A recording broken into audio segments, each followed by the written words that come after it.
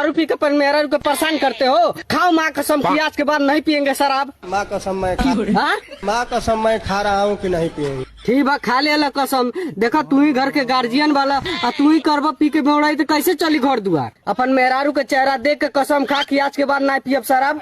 सही बात है कि हम नहीं पियेंगे खाई। देख ले लू वो बूढ़ा हमारी बात ही मान गई ना। अब नहीं पिए शराब और फिर पियेंगे मन करी तब हो पियेंगे तो फिर दोबारा आएंगे तो। तू आना तो चिकना लेके आना दारू मेरे तरफ से दोनों साथ में बैठ कर पियेंगे। हेलो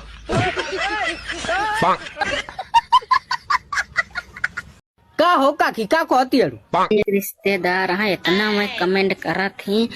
का कमेंट करो ता न हो। अगर वायरल हो गयो तो तुम्हारे का मैं मोछा में पानी आ जाए। अरे तू वीडियो बनाओ वायरल हो जाओ उन लोगों के देखो ना कहाँ कहाँ पानी आ जाला। हम मोछा में उनके झटिया में पानी आ जाए। चाची कुछ नहीं कहल जाला आँखिया में पानी आ जाला ऊ कहल जाला। भगवान ऊपर वाला चाहली ना मदद करी तो हम वायरल हो के दिखाओ। ऊपर वाला नहीं चलाओ ना मोबाइल की तू के शेयर करके वायरल कर दिया। नीचे वाला चाहिए कुछ तब तू वायरल हो पाई। उनका कब पूछा बना पानी का ना पूछा अपने दरवाजे ना आवे दिए। हाँ उनके पूछिए ना उनके दरवाजे पे नहीं आवे दियो और जबरदस्ती से आ दियो तो उनको मुँह चुरकी उखाड़ दियो। जाला भाई देखो लो चिकन हो दे गोरी हो दे। अब तानी के मुंह में पानी आ गए बात करिए वैसे हम ना दिखाओ के चाहते नहीं। जालो हम ये सब खाते हैं ना खानी बात करिए कहा ना किन करेला सर तानी के तो ना मिलेला। जालो बात करिए आवा फुल्की फुल्की काथी फुल्की फुल्की चिल्लायल बारे फुल्की तोहर सोना के फुल्की ला रुसल बा ई काहेला भौजी हाय देख हार ऐसा हाथ पियो कहीं ना पहनो। बड़ा बढ़िया हार लेके आइल बड़न। आय फुल्की हाय देख जो हाय देख सोना के चमकता धमकता हार तोहरा पे कितना खिली। शादी होने के बाद मेरे दोस्त का हाल कुछ इस तरह होगा। ले इधर सब्जी बनाओ। तोरा के बड़ा शौक रहे ना हमरा से ब्याह करे के। अरे बाप रे बाप अरे भाई रे भाई। Good morning. Good morning. भाई बुढ़ाट झुराट आदमी तोरा के गुड मॉर्निंग बोल रख तो तू आई लव यू टू बोललू हो। ये तोहर भतार बारन का। हाँ माई आगे नी ठीक ठीक का हाल बा ए ठीक बा। बतावा नूनू भाई मतलब केहू लोग इतना माथा चोदई वाला काम कर देवले नु। अच्छा केहू सामान रखले बा केकर बा ना बा केहू पूछे तब नु बिना पूछले उठा के पी जाए आदमी कुछ हो तो कितना खराब लगी। सही बात कहत अपने आप के समझल कि हम राजा है। हाँ? Depois دابا كيصيفطوا لي بزاف.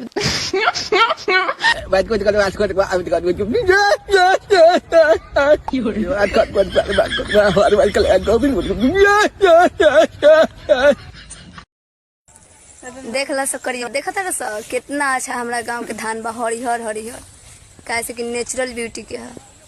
नेचुरल ब्यूटी के गांव के धान है तहनी के एकदम कोरिया कोरिया हम जानता नहीं उहे निमन ना फरेला। आ देखो से कितना अच्छा फरल बा देखा तनी देखो सा।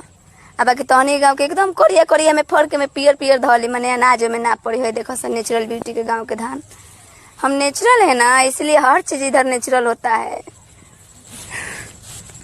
बात करिए वो का नौकीन करेला सर कि नेचुरल ब्यूटी में कितना पावरफुल है नेचुरल ब्यूटी कितना ताकत है। देखो पापा ए पापा हो हमार शादी नहीं करवा दे पापा। बताओ तो तुरंत हम लड़की देखते हैं बुआ तुरंत और शादी करवा।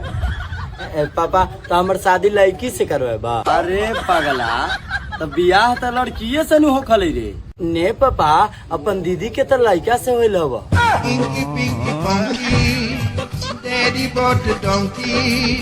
आखिया फोड़ियल बा का रे तो अन के हमर खेत में छेड़िया कुन चरावती अड़ुआ। अरे खाए के धान हर के लेड़ी और हर खाली सुनवाओ।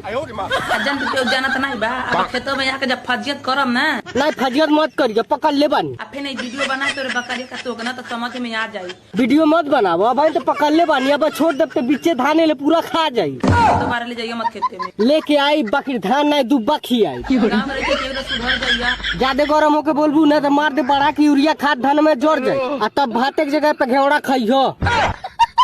नमस्कार साथियों, ये मोटा का ब्याह सीजन 2 है और सीजन 2 में देखिए माखन का दोगलाई। दोगला आदमी दोगलाइए न करेगा। हेलो भैया, मैं ठीक से अपने घर पहुंच गया। तो हम क्या करें?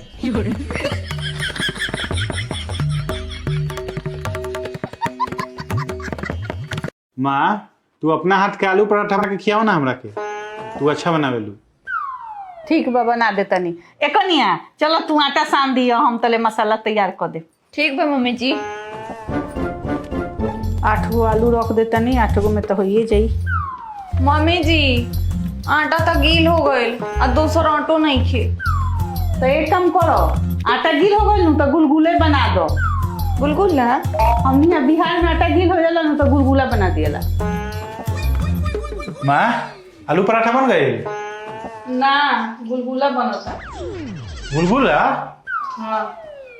आटा गील हो गइल का? देख लो सारे करियावा, ये मनी मिराज भैया के साथ काम की जिस झबरी नाम से फेमस रही है। आज हमने मिल गल बन सा, वो बिना मेकअप के बन सा। हमने कोनो मेकअप क्रीम के नाम जाने ना कुछ ना करियावा नहीं खन सकती है, तो हम करी का करी बताओ। हमनी से नेचुरल ब्यूटी बनी। नेचुरल ब्यूटी देख लो सा, आग ला के रख दे, पूरा इंस्टाग्राम में हिला दे, पूरा यूट्यूब इंस्टाग्राम फेसबुक हर चीज का झबरी देवी वायरल कर। नेचुरल ब्यूटी झबरी देवी अच्छी है, बस बहुत अच्छी है। ठीक है।